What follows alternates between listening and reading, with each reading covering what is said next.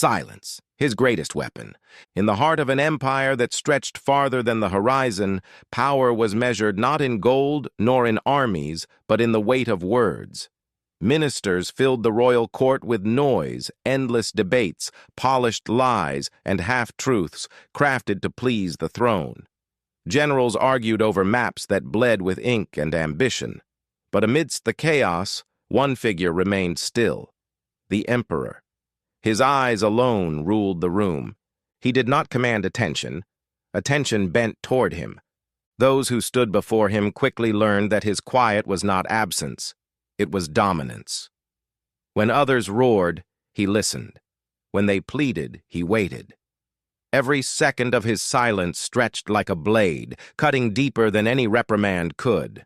For in that stillness, every man heard his own guilt echoing back at him. Historians would later call him the Emperor of Shadows, a ruler who turned restraint into strategy. His empire did not merely expand through conquest, it consumed through patience. Ambassadors who arrived with arrogance left trembling. Generals confessed without interrogation.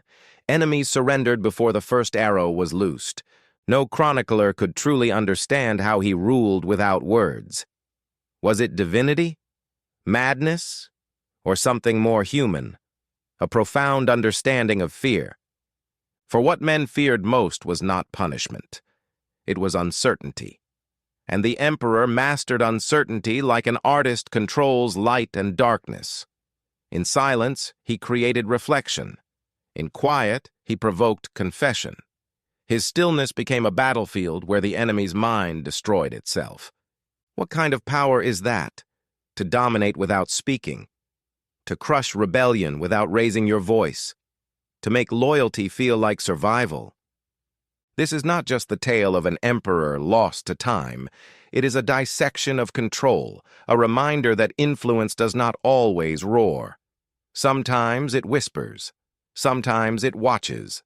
Sometimes it simply waits for others to speak themselves into ruin, because true authority does not need to be heard. It needs only to be felt. And those who stood in his presence felt it, the cold, crushing weight of silence. Before silence became power, the world was deafened by sound. The empire he would one day rule was a kingdom built not on unity or order, but on words. Every stone in its palaces seemed to echo with debate. Every marketplace was a theater of rumor. From the marble halls of ministers to the dusty courtyards of soldiers, everyone spoke, constantly, desperately, as if their survival depended on being heard. It was an age of endless rhetoric. The ministers performed like poets, not statesmen, their sentences gilded with flattery, their lies dressed in silk. The generals competed not only on the battlefield, but in the council chambers, crafting speeches as carefully as their war plans. Even religion was loud. Priests chanted their devotion in booming processions, drowning each other out with the volume of their holiness. Truth itself had become a casualty of noise. The empire's strength, its ability to communicate, had turned into its curse.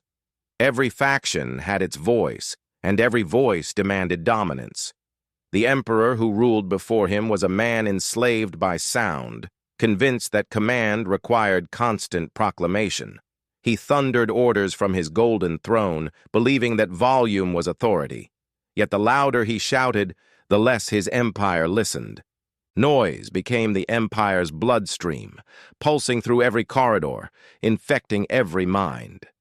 Whispers turned to rumors, rumors into panic. The palace was a labyrinth of competing truths, where the real message was never the words spoken, but the silences between them, and even those were filled by someone else's voice. No one truly heard. Everyone only waited to speak. And in this chaos, the man who would become emperor learned his first lesson. That sound could blind as easily as it could reveal. He was a quiet observer then, a prince by blood, but a ghost by presence. In gatherings, he sat behind marble pillars, watching the court consume itself in verbal warfare. Ministers shouted over each other to prove loyalty, while spies listened in the corners, turning each overheard phrase into a blade. The young prince said nothing. He didn't need to. Every word spoken before him revealed something: weakness, pride, insecurity. He noticed that men who spoke too much often revealed what they feared most. A trembling voice betrayed guilt before an accusation was even made.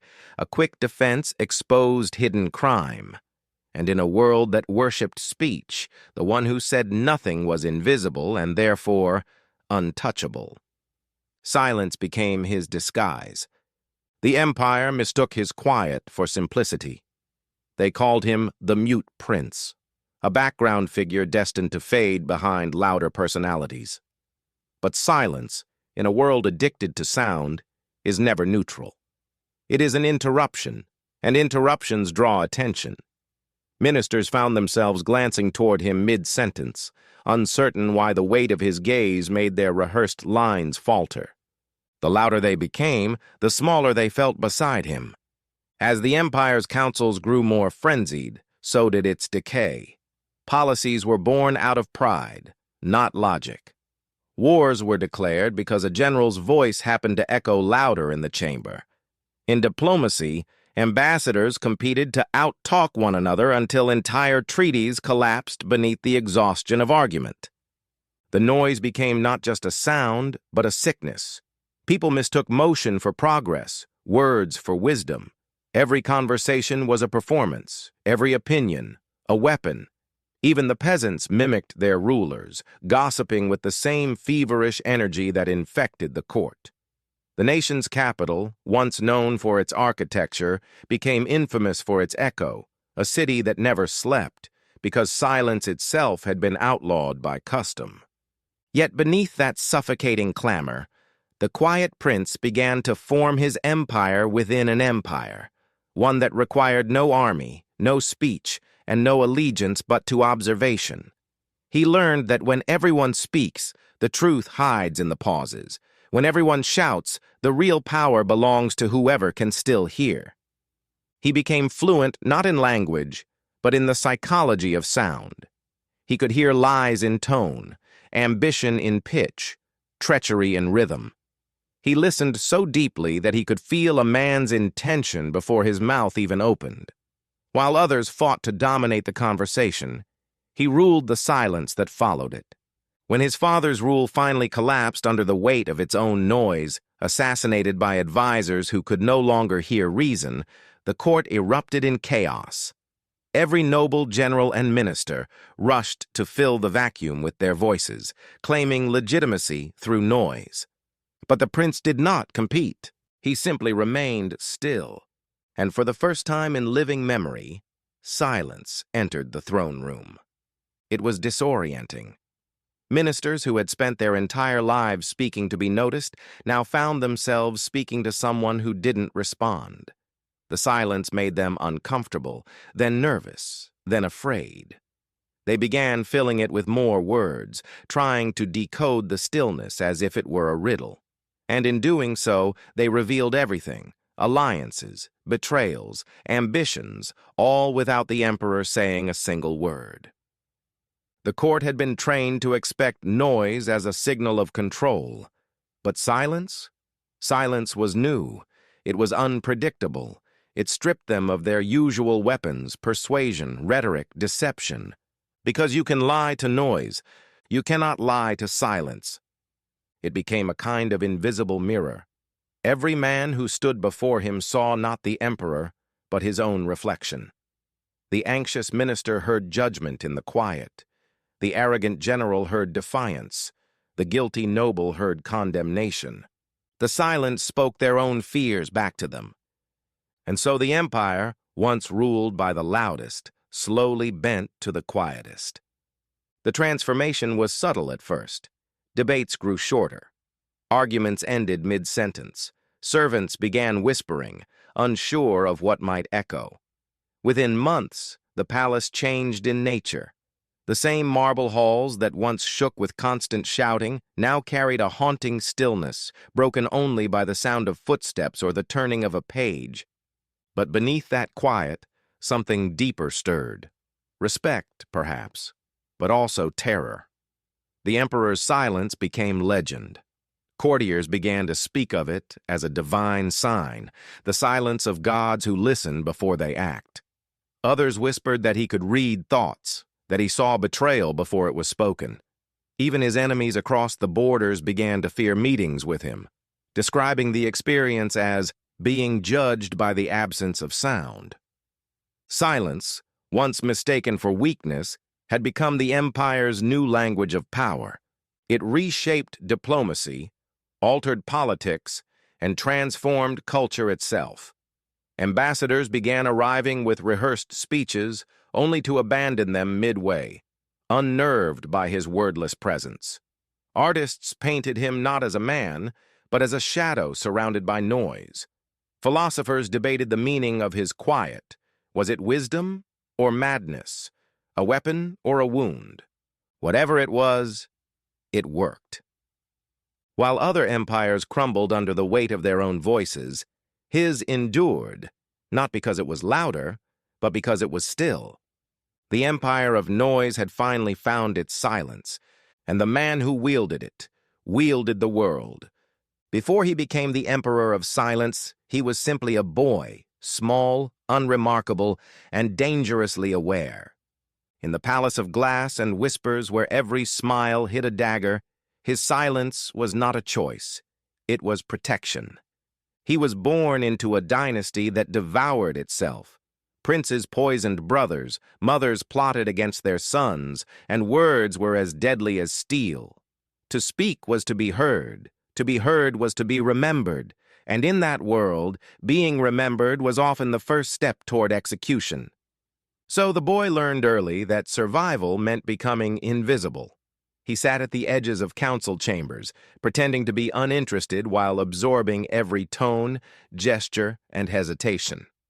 When courtiers shouted to prove their loyalty, he noticed who flinched first. When ministers debated policy, he studied the eyes that darted away when truth came too close. He discovered that people reveal more when they speak than when they act, and that silence makes others talk faster. The boy's tutors found him unnerving. He answered questions with nods, rarely smiled, and never asked for praise. When a rival cousin mocked him as mute, the boy only stared until the laughter around the table began to fade. Even the cruel learn to fear what they cannot read. It wasn't until his 13th year that the court began to whisper about him differently. Not as the quiet child, but as something else, something deliberate. His father, a ruler obsessed with displays of oratory, found his son's composure unsettling. During ceremonies where princes were expected to recite oaths of loyalty, the boy would simply bow wordlessly, but with an expression so calm that it felt like defiance. It was then the first seed of myth was planted, that the prince's silence was not weakness, but judgment. Ministers began interpreting his quietness as wisdom. His father saw it as rebellion. And in that palace, perception was more powerful than truth. When assassins came, as they always did, the boy survived. Not because he fought, but because he listened. He heard the shift in footsteps behind the tapestry before the blade could find his throat. He escaped through corridors only servants used, never shouting for help, never leaving a trace. In the aftermath, when the palace was in chaos and accusations filled the air, the boy said nothing. No defense, no accusation, only stillness. And in that void of explanation, everyone created their own story. Some said he had divine protection. Others claimed he had struck a deal with the assassins. The truth didn't matter anymore, only what silence allowed others to believe. As the years passed, silence became his armor. When rivals tried to provoke him, he gave no reaction. When elders scolded him, he listened without lowering his gaze. And when alliances shifted like sand, he stayed perfectly still, a constant in a world that thrived on noise. By the time his father lay dying, the court had already turned toward the silent prince. They called him measured, composed, otherworldly. In truth, he was merely patient. He had seen what happened to those who shouted their ambitions too early. They were silenced by others. So he waited. When the king's breath finally stilled, chaos erupted.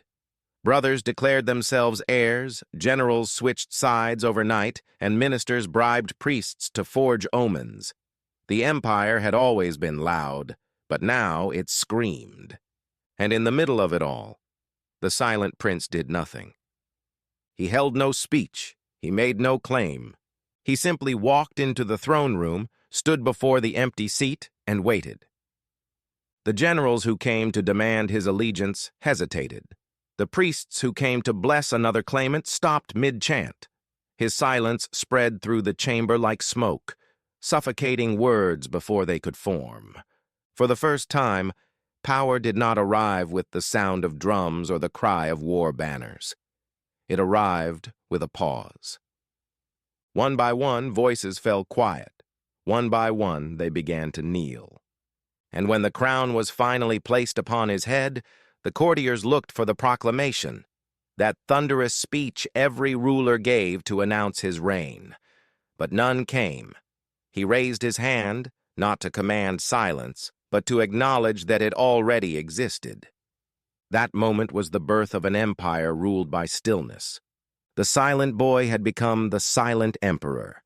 In the first months of his reign, the court waited anxiously for his policies. He gave none. They waited for orders. He gave gestures. A nod replaced decrees. A glance replaced sentences. Ministers began interpreting his movements as commands, terrified of misunderstanding them. When he folded his hands, trade routes opened. When he looked away, generals were replaced. It was as if the entire empire had learned a new language, one made of pauses, hesitations, and unspoken tension. But what no one realized was that this was his design. He didn't need to shout to be obeyed. He only needed to create the silence in which fear could echo. Behind that calm, calculating exterior lay a man who understood the fragility of noise. He knew that the more men speak, the more they reveal their motives, and the more they reveal, the easier they are to control. By saying nothing, he made every voice in his empire betray itself. The first rebellion fell without a sword drawn. The conspirators spent weeks arguing over what the emperor knew or didn't know about their plot. Each man feared that silence meant exposure. Each tried to protect himself by accusing the others. By the time imperial guards arrived, the rebellion had already destroyed itself. The emperor never had to raise his voice. His absence of it was enough to tear empires apart. But his silence was more than strategy. It was transformation. He began to see noise itself as corruption. Every unnecessary word a symptom of weakness. Advisors soon discovered that a single sentence in his presence carried the weight of life or death. They rehearsed their speeches for hours, terrified of how he might interpret a misplaced tone. Audiences with the emperor became rituals of restraint. Ministers would step forward, bow, and speak no more than 7 words before stepping back. And he, the master of quiet, would sit with eyes half closed, hands still, face unreadable. No one knew what he was thinking. No one knew if he approved, condemned, or simply didn't care. But everyone knew this. Silence now ruled the empire. Years later, when a visiting diplomat from the Western lands dared to jest about the emperor's quietness, the court gasped. They expected fury. They expected punishment. The emperor only smiled. It was the first time anyone had seen him do it. The diplomat laughed nervously, unsure if he had just been forgiven or marked for death. Days later, his entire entourage vanished before they could leave the capital. No one ever found their bodies. Rumors spread, not that the emperor ordered their deaths, but that the silence itself had consumed them. By then, the myth was complete. The boy who had survived by listening now ruled by being unheard. Silence to him was never emptiness.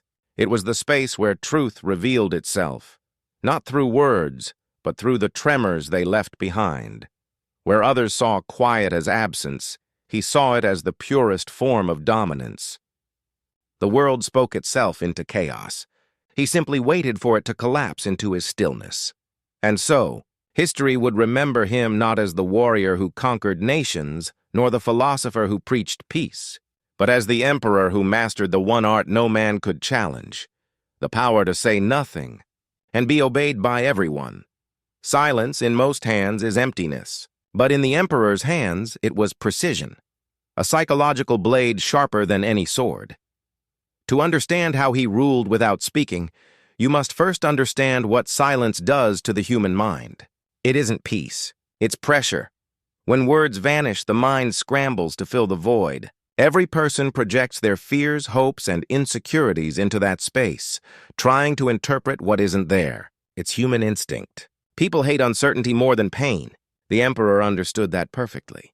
He didn't have to shout, threaten, or punish. His silence made others punish themselves. The fear of interpretation, in his presence, silence was not absence.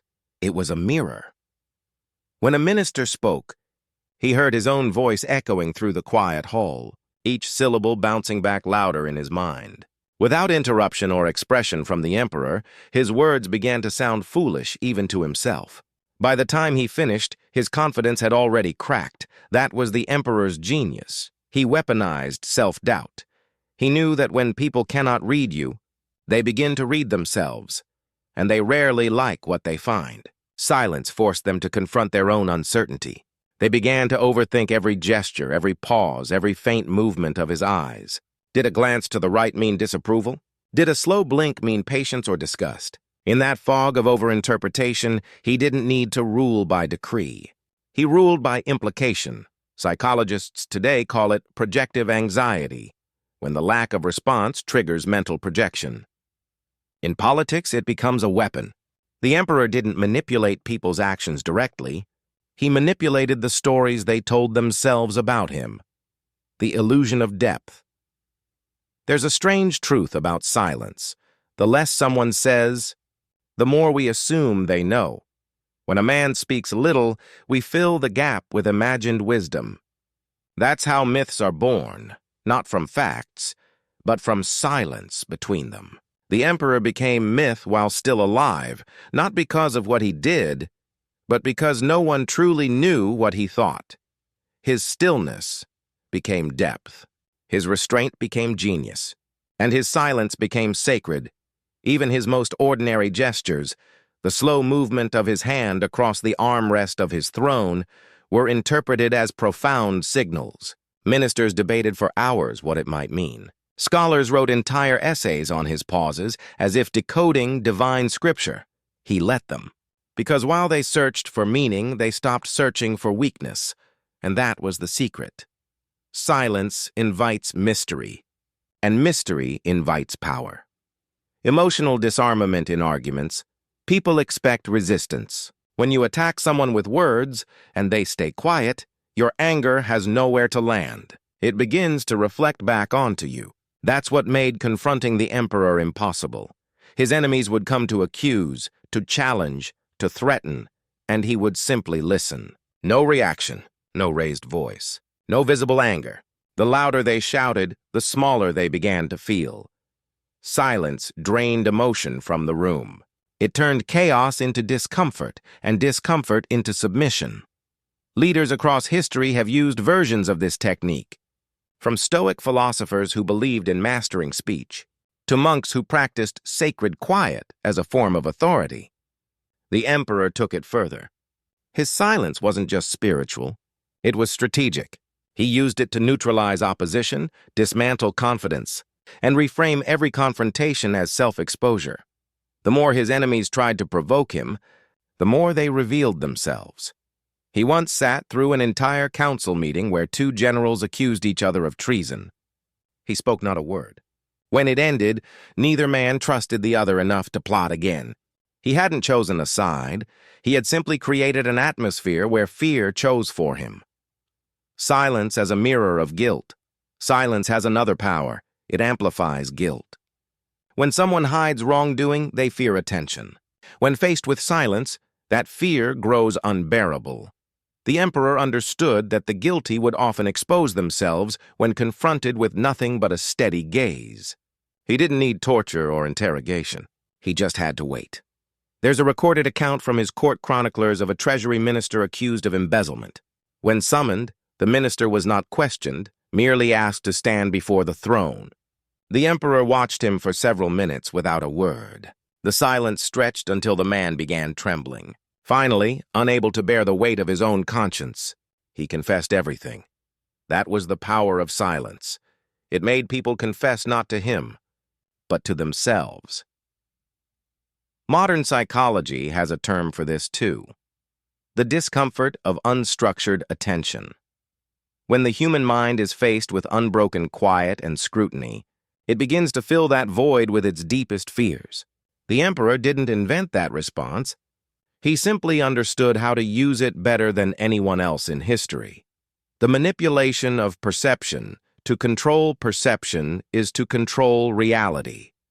Silence allowed him to be all things at once. Merciful to the hopeful, terrifying to the guilty, divine to the devoted. Each person saw what they wanted or feared in him. He became a projection screen for the entire empire. When he smiled faintly, optimists called it compassion. When he frowned, pessimists saw doom. He never corrected either side. Why would he? Every interpretation strengthened his legend. He discovered something few rulers ever realized. Power doesn't come from being understood. It comes from being misunderstood in the right way. His court chroniclers once wrote that the emperor ruled by reflection. Every man feared not the throne, but what he saw of himself upon it. That was his brilliance. Silence made him less a man, more an idea, and ideas cannot be killed. 6. Control through uncertainty. Uncertainty breeds dependency. The more unpredictable a leader seems, the more their followers cling to any sign of stability. The emperor never let his court feel certain about his thoughts or loyalty. Every decision appeared delayed. Every command filtered through long pauses. Sometimes days passed between an accusation and his response. By the time he spoke, anticipation had already done half the work. The guilty confessed, the loyal begged for reassurance, and the fearful begged for punishment. He turned hesitation into hierarchy. Every pause reminded his subjects that their world existed inside his timing, not theirs. In political terms, this was revolutionary. He replaced communication with interpretation. People stopped listening to what he said because he said nothing. Instead, they listened to themselves.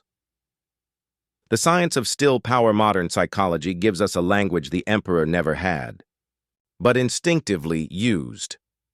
Cognitive dissonance. When actions and expectations don't align, the brain seeks resolution. The emperor exploited this by behaving opposite to what others expected, calm when they expected rage, amused when they expected concern. The dissonance made his subjects desperate to justify his reactions, often inventing meanings that favored his authority. Social hierarchy response. Silence triggers hierarchy instincts. In groups, the quietest person is often subconsciously seen as higher status, someone who doesn't need validation.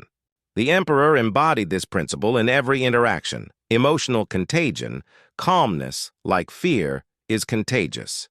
His composed demeanor spread through the court, forcing others to mirror his emotional state, until his silence became the empire's rhythm. He was not born a psychologist, but he ruled like one centuries before the field existed.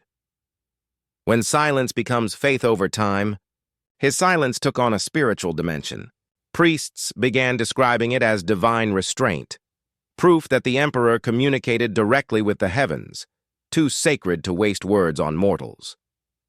In the temples, hymns were rewritten.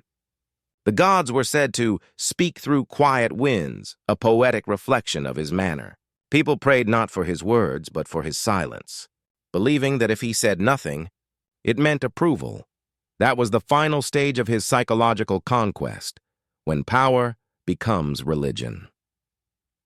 The invisible language. The emperor didn't just use silence as absence. He created a language out of it. Pauses, Gestures, subtle shifts of posture, each became a form of speech understood only by those who studied him closely. His attendants learned that when he rested his hand on the table, it meant caution.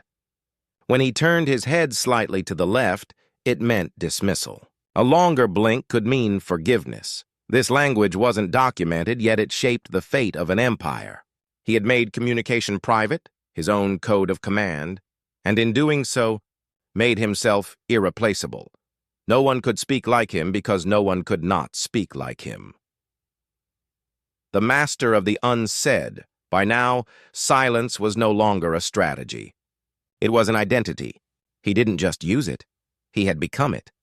His advisors once wrote, "When the emperor is silent, time itself pauses." And indeed, his quiet dictated the tempo of his empire. A constant reminder that real power doesn't need to prove itself, because sound is temporary. It fades as soon as it's heard, but silence lingers. It echoes inside the mind, reshaping thoughts long after the moment has passed. The emperor had discovered what philosophers, generals, and mystics had only ever hinted at, that the truest form of control isn't domination, it's anticipation. And nothing creates anticipation like silence. He ruled not by commanding, but by letting others destroy themselves in the space between his words. That is the psychology of silence. It doesn't conquer through presence. It conquers through absence, by making people fear what they cannot hear, and in that invisible realm of fear, reflection, and restraint. The emperor reigned supreme. They said his palace was quieter than a tomb, not because there was peace within its marble walls, but because silence had become a form of survival. Servants moved like ghosts, afraid even of the sound their sandals made against the floor. Ministers spoke in coded phrases, careful not to interpret too much and terrified to interpret too little. Every man feared that the echo of his own voice might be mistaken for dissent. And at the center of it all, on a throne carved from black stone, sat the emperor, silent, observant, eternal. In most empires, power lived in the sound of words, decrees proclaimed from balconies, verdicts shouted in courtyards, or victories immortalized in chants. But here, in the court of whispers, sound was dangerous. Words were like blades. Once unsheathed, they could wound their speaker before they reached their target. So the courtiers learned to weaponize absence. To survive in the emperor's presence, one had to learn the language of silence. The birth of a court without voice it began subtly.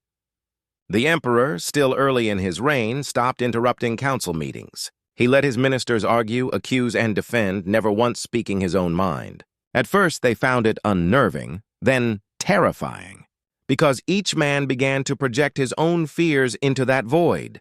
When the emperor finally dismissed the council without a word, panic spread like disease. Every minister believed his silence had been directed at him. Some thought it meant approval, others feared condemnation. The next morning, one of them resigned. Another fled the capital entirely.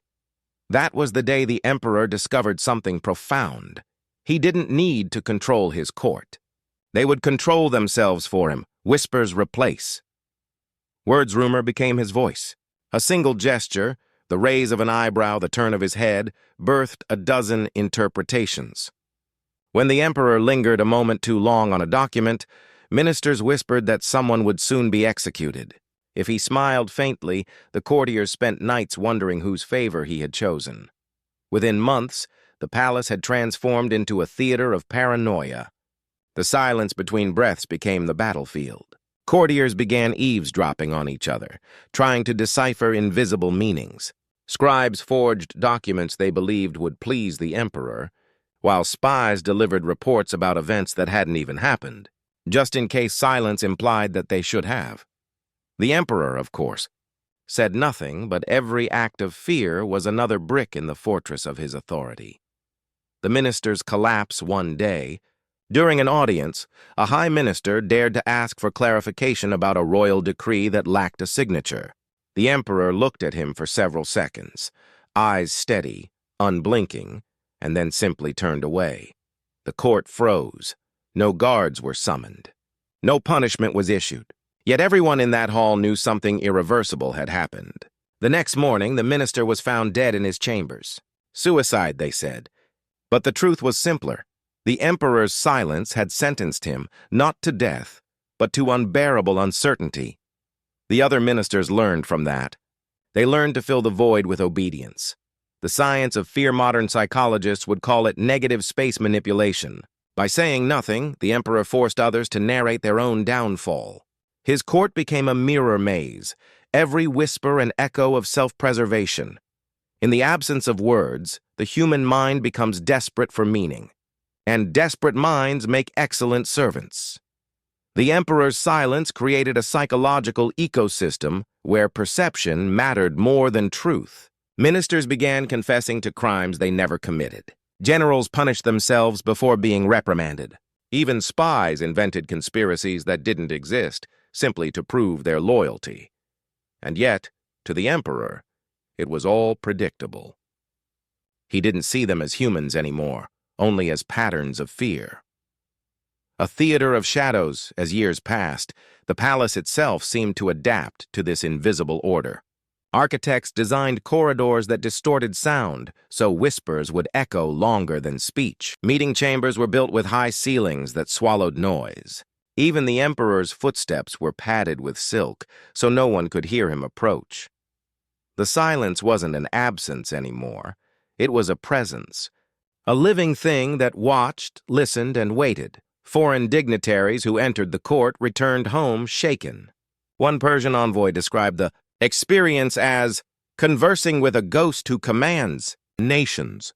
Another said he felt as if every word I spoke was being weighed against eternity.